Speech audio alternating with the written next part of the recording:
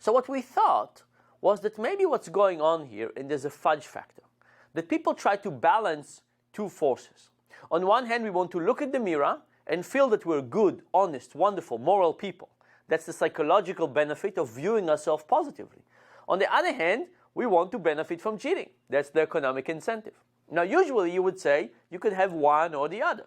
How can you both think of yourself as a wonderful, honest person and benefit from cheating at the same time? It doesn't work. Well, maybe due to our flexible cognitive ability, maybe due to the fact that we can rationalize things very quickly, as long as we cheat just a little bit, we can both benefit from cheating just a little bit, and we can still view ourselves as honorable people. And that's what we call the fudge factor. That the moment we start creating a dishonest behavior, there's a range before it invokes a different concept of ourselves. And in that range, we could both be dishonest and still think of ourselves as honest people. So how do we test this kind of a theory? The first thing we wanted to do was we wanted to take some approaches and shrink the fudge factor. We want to get people to cheat less, but not by manipulating the economic variables. And the first idea for this came from a little joke. And the joke is that a guy goes to the rabbi and he said, "Rabbi, you wouldn't believe what happened to me. Somebody stole my bicycle from synagogue." And the rabbi is appalled. And he said, "I can't believe this is happening. This is awful. This is terrible. I tell you what you do. Come to synagogue next week and sit in the front row. And as we go over the 10 Commandments, turn around and look at everybody in the eyes. And when we get to thou shalt not steal, see who can't look you in the eyes. You'll know that's your thief." The guy is very excited about the advice. The rabbi is very excited about the advice. He comes to synagogue, sits in the front row, turns around during the 10 Commandments. He comes to the rabbi at the end of the service. He says, "Rabbi, you wouldn't believe it. What a fantastic idea. It worked just like a charm. The moment we got to thou shalt not commit adultery, I remembered where I left my bike." Now, where is this joke leading us? You probably think to yourself, where's the experiment in this thing? Well, we went to UCLA, and we asked about 500 students to try and recall the 10 Commandments. Interestingly, by the way, none of them could recall all 10 Commandments, and quite a few of them invented new ones, but that's a topic for a different discussion. But after getting them to try and recall the 10 Commandments, we gave them the same math task. And we were wondering how much would they cheat after just thinking about the 10 Commandments. What did we see? Zero cheating. Now, it wasn't as if the people who remembered more commandments, presumably the more religious people, cheated less, and the people who could hardly remember any commandment cheated more. No, nobody cheated. In fact, even when we take self-declared atheists and we ask them to swear on the Bible, and then we give them a chance to steal from us in the same way, in the same task, we see no cheating whatsoever. So this suggests that it's not about cost-benefit. It's not about people thinking about heaven or hell, and this is why they should be honest or not. It's about reminding people about their own morality, because even if you remind people about morality that is not their own, like atheists are being reminded about the 10 Commandments, just thinking about morality shrinks our fudge factor, gets us to be a bit more careful about our own behavior, and therefore allowing us to be more honest. Now, this was kind of an interesting idea, but religion and civic society, and there's all kinds of issues whether we want to involve religion in many places. So the next thing we decided to do was to try a secular version of it. And at the university, it's very natural to use the honor code. So we did this both at MIT and at Yale. We went to the students, and we added one sentence to the beginning of the test. "I understand that this short survey falls under the MIT or Yale honor code signature." What happened? People signed, they did the test, they shredded, no cheating whatsoever. And no cheating whatsoever despite the fact that neither MIT nor Yale actually have an honor code. Now this means that those two universities don't have specific costs associated with cheating, but nevertheless being reminded about some moral element decreased cheating so dramatically we couldn't detect any. Now in contrast, we went to another university that has a very strong honor code. We went to Princeton. Princeton has a very strong honor code. They take the freshmen and they give them a week-long lesson on honesty. There's lectures and discussion. The a cappella group has a song about it. The whole week is a crash course on morality. We waited 2 weeks after these freshmen finished with their crash course on morality, and we tempted them to cheat in the same way. Some of them with signing, some of them without signing. What do you think happened? Would the Princeton student be different than the Yale and MIT student? They were not. When they did not sign the code, they cheated just like the MIT and Yale student. When they signed, they didn't cheat, just like the MIT and Yale students. So this is kind of a good news, bad news. The bad news is that a week-long crash course on morality doesn't seem to have any measurable effects 2 weeks down the road, at least not the Princeton version of it. And I think the same thing applies for many corporate lessons and university classes and so on morality. Morality training just doesn't seem to be that effective. That's the bad news. The good news is that reminding people about their own morality, whether it has consequences or not, when, like Princeton, it has really huge penalty if you're being caught cheating, versus MIT and Yale that you don't, that seemed to actually make a big difference. So rather than thinking about global cultural changes that might be very nice but very hard to achieve, maybe what we need to focus on is to think about how we change things just before people are tempted to be dishonest. In the next version of this, we tried one more thing. We tried some people signed first, before they did the test, and some people signed afterward. What did we find? If you sign first, people don't cheat. If you sign at the end, people cheat just a lot because it's finished. You finish cheating. So with this idea, we went to the IRS. And we said to the IRS, think about all the IRS forms, right? People finish the IRS form, and then at the end, many pages later, you sign. At that point, the signature is not doing anything to prime morality. And nobody's going to say, oh, yes, let me sign. Let me go back and fix things. No, cheating is over by that point. The form is being finished. So we said to the IRS, why don't you put the signature up front? Why don't you start by signing? Well, the people in the IRS said this is illegal because signature is meant for verification, not for priming morality. And you can actually see how signature has these two very different functions if it's in the front or in the back. So we said, okay, we understand this. Why don't you put both a signature in the front and a signature in the back? Well, they said, the people at the IRS said, well, that's confusing.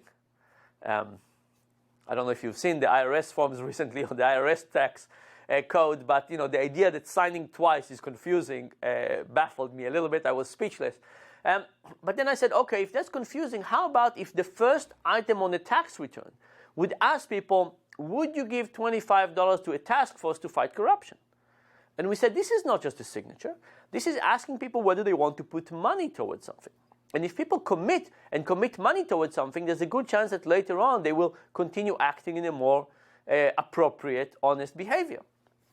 Plus, we said the people who don't want to give money to a task force to fight corruption, maybe you can audit them to a higher degree. Anyway, the IRS did not want to talk to us anymore, but we went to talk to an insurance company. And interesting, this was an insurance company that insures homes and houses, lots of personal things. And they told us that they think that their cheating that they are seeing is very much like in our experiments. They think that very few people invent burglaries and larcenies and car thefts, but lots and lots and lots of people, when something bad happened, exaggerated by 10-15%.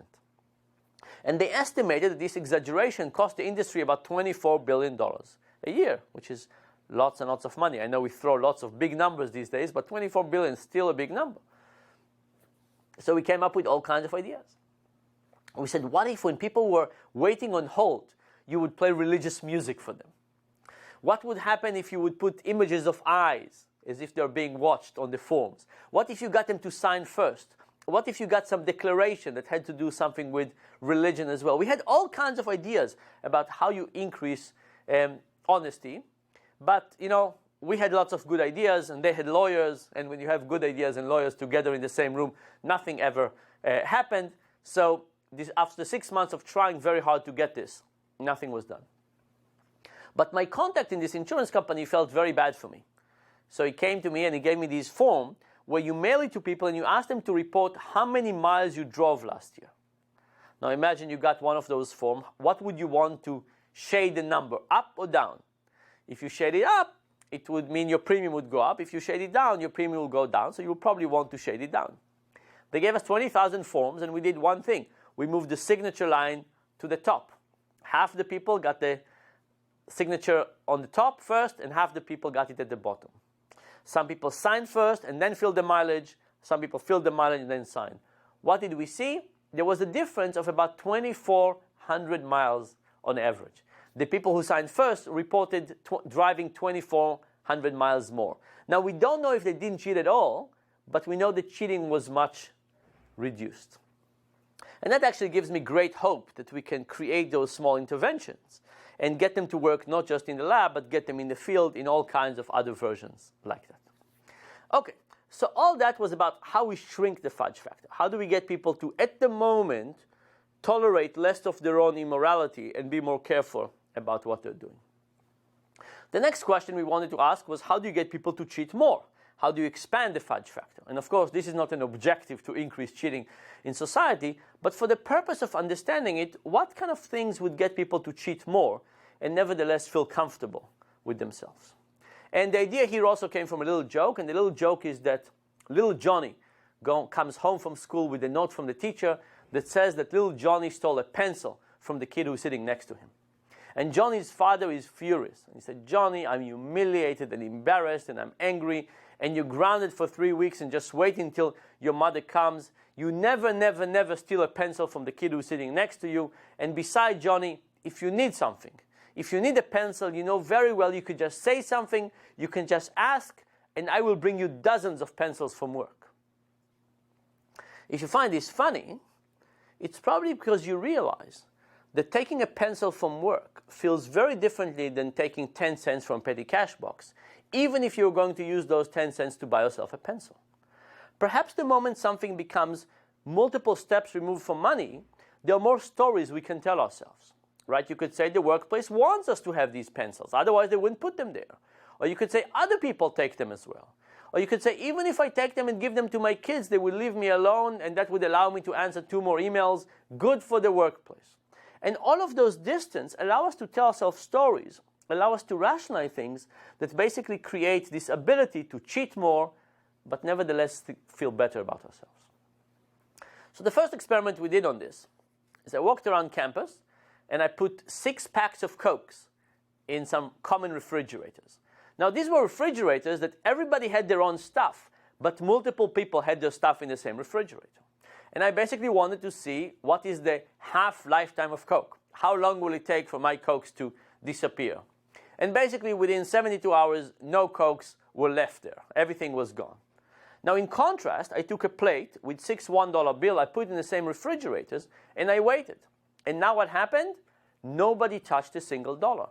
Now, the students could have taken a dollar, putting it in the nearby vending machine, get Coke and change, but nobody did. When something is directly about money, we feel very differently about it. When something is removed from money, more abstract, there's some stories we can tell ourselves, rationalizing, and therefore we can be more dishonest. Now, this is not an ideal experiment because it's often the case that you open a refrigerator and you find Coke. It's not so common that you open a refrigerator and find a plate with 6 $1 bills. So something must have been very strange. So we did the same experiment, the same principle, with the same matrix task. And here's the experiment. Some people got the sheet, solved it, came to the experimenter, looked them in the eyes, and said, "Mr. Experimenter, I solved X problems, give me X dollars." So they looked them in the eyes and they cheated for dollars. The second group did the same thing, but when they came to the experiment, they looked them in the eyes and they said, "Mr. Experimenter, I solved X problems, give me X tokens." So they were lying not for money, they were lying for something that is tokens. And we gave them tokens. They took 12 feet to the side. They walked 12 feet to the side, and they replaced these tokens for money. Now, they were lying for a pencil, but it was a pencil for only a few seconds. It was one step removed from money, but for a very, very short duration. What happened? Our participant doubled their cheating in that condition. And by the way, this is for me one of the most worrisome experiments we've ever done. Because if you think about it, we are moving to becoming a cashless society. As consumers, there's all these discussions about digital wallets. On Wall Street, there's of course all these complex financial tools that are becoming more steps removed from money. People own more and more things like stock options and things that are removed from money.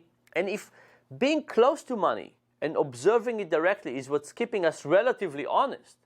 Is it the case that in all kinds of domains of life, electronic wallets, financial markets, the more this distance is increasing, the more we can allow ourselves to both be dishonest and think of ourselves as honest people?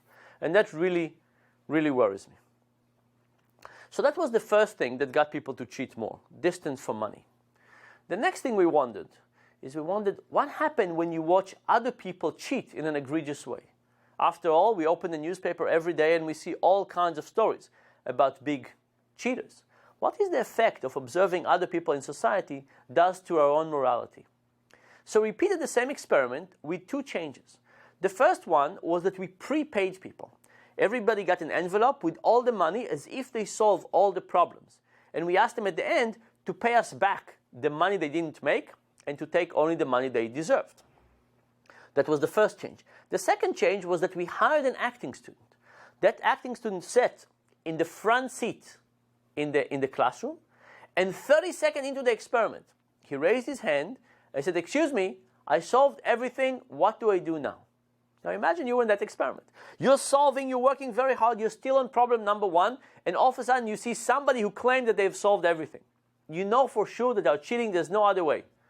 And the experimenter said, "You solved everything, you're free to go." And you see that person taking their envelope with all the money and leaving the room. What would happen now to your own morality? Lots and lots of more people cheat. Now, there's two ways to interpret this result. One is to say this is about cost-benefit analysis. Before you saw that guy cheating in an egregious way, you thought to yourself, I don't know what's the cost of cheating here. Maybe they will catch me. Maybe somebody would run after me. But after you saw a demonstration of somebody cheating in this egregious way and nobody going after them, you say, there's no cost here. Let me cheat. The other possibility is that it's not about the cost-benefit analysis, but it's about what we call social proof. It's about giving people a demonstration that people like them, from their society, from their community, students at the same university, are cheating in such circumstances. And maybe because of that, it is okay to cheat in those things. Not from a moral perspective, but from a social agreement perspective of this is the behavior we're doing. Here is somebody who's done it and is not even feeling sorry about that. As an analogy, you can think about what if everybody around you is downloading illegal content. At some point, you start saying, okay, this is just, I guess, what is okay to do. To separate those two things, we tried these two explanations. We tried two things. The first one is that instead of the student cheating, we asked him to just raise his hand and said, excuse me, but with these set of instructions, can't I just say I solved everything and take all the money and go home? And the instructor said, you know what, you can. It's up to you. So now it was clear that from a cost-benefit analysis, you can cheat and get away with it, but there was no example of somebody actually doing it. What happened now when we did this? Cheating did not go up, it actually went down. We did another version of this, and in the other version, we changed the outfit of this acting student. We ran this experiment at Carnegie Mellon. All the students were Carnegie Mellon, the acting student was a Carnegie Mellon student, they were all from that group. In the second experiment, we ran this version, but we dressed the acting student with University of Pittsburgh outfit. Now, when they stood up and said, excuse me, I solved everything, and walked home with all the money, you would still know that it's the same cost-benefit analysis, that now in this experiment, you're not going to be punished. But there was no social proof. It wasn't as if somebody from your social group, from your friends, from your community is cheating this way. It's those other people from this other university that we don't like so much. It's those people who are immoral. What happened now? Cheating did not go up, it went down. And basically, I think that two things happened. The first one was that people were reminded about morality and honesty by seeing an egregious act of misbehavior, a little bit like the Ten Commandment version. But it wasn't their group. It was what we called an out-group. It was somebody else who behaving this way, and therefore they did not take it as a signal that it's okay for them to do this as well. So far we found two things that make people cheat more. We found that the distance from money, and we found that social acceptance, kind of seeing other people behave in an egregious way. But we also wanted to find out what are personality traits. Which are the people that would cheat more? Now, you could speculate on lots of things. You can say maybe the people who are more egocentric, or maybe the people who are more competitive, maybe the people hate losing. You can speculate on a lot of things, but if you think about our Our theory is that people want to view themselves as honest people and also want to benefit from cheating. We want to have the cake and eat it too. We want both of those things. Who are the people that could do that? And what we thought was that maybe those are creative people. Because if it's all about rationalization, if this kind of cheating we discover is all about being able to cheat and rationalize it so it doesn't affect our own image, people who are more creative presumably can just tell better stories. They can cheat more and rationalize it to an even higher degree. So we tried that. We tried to measure people's creativity and measure how much they cheat, and we found that more creative people cheat more. We tried to increase creativity with some creativity-enhancing exercises, and we found that as we were increasing creativity slightly, we also got cheating to increase slightly.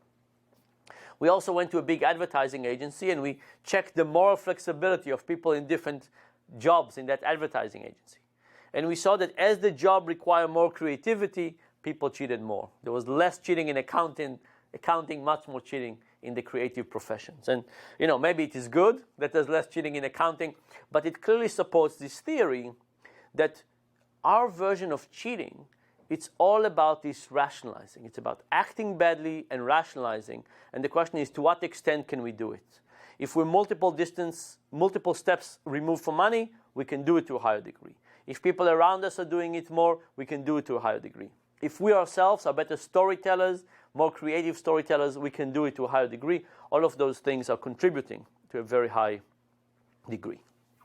So what have we learned up to this point? I think if we think about the Becker model, the cheating is basically driven by how much do I stand to gain, what's the probability of being caught, what kind of punishment will I get, and doing some cost-benefit analysis. That doesn't explain much of our behavior. It's also not the case that we have bad apples. If you think about what is real cheating due to, and Enron in other cases, is it due to bad apples or is it due to lots and lots of people cheating a little bit? I think it's much more due to lots and lots of people cheating a little bit. And specifically, we learned a few things that either hinder it or increase it. So we learned that getting people to think more carefully about their morality shrinks the fudge factor and get people to behave more honestly. We also learned that it's all about rationalization. So when we have something that is multiple steps removed from money, we can cheat more and at the same time rationalize it. When you see other people around us behaving in immoral ways, we can cheat a bit more and rationalizing it. And when we ourselves are creative, we can rationalize, we can tell better stories, cheat more, and feel good about ourselves. And I think that if we have this perspective, it means that we should not direct much of our attention to the cost-benefit analysis. We should not think about something like how do we expose people and how do we punish them and how do we surveillance them. Because all of those approaches are driven to this idea that people are just doing the cost-benefit analysis. And if you say, no, most of the cheating is not about that, it's about what people can feel comfortable with themselves, now we have to ask with different approaches, how do we get people to be comfortable with less cheating? How do we get people to become aware of their own traps? How do we create rules that don't allow this flexibility in terms of rationalization? And I think this would be the actual improvement. Across all of our experiments, we ran about 30,000 people. We found about 12 people that cheated a lot. And we lost about $150 to these guys. We found about 18,000 people who cheated just a little bit. And we lost about $36,000 to those people. And I think that this is probably a good reflection of what's happening in society. Sure, there are bad apples, there are people who steal, and so on. And it's terrible, but economically, it's a small potato. These are small things in terms of economic impact. The big economic impact comes from lots of people cheating a little bit, but because there are so many of them, the economic impact is much higher. And I don't think we need to stop thinking about the crooks, but I think we need to pay more attention to the people who can cheat just a little bit and feel good about themselves. And I think if we do it, everybody would be better off.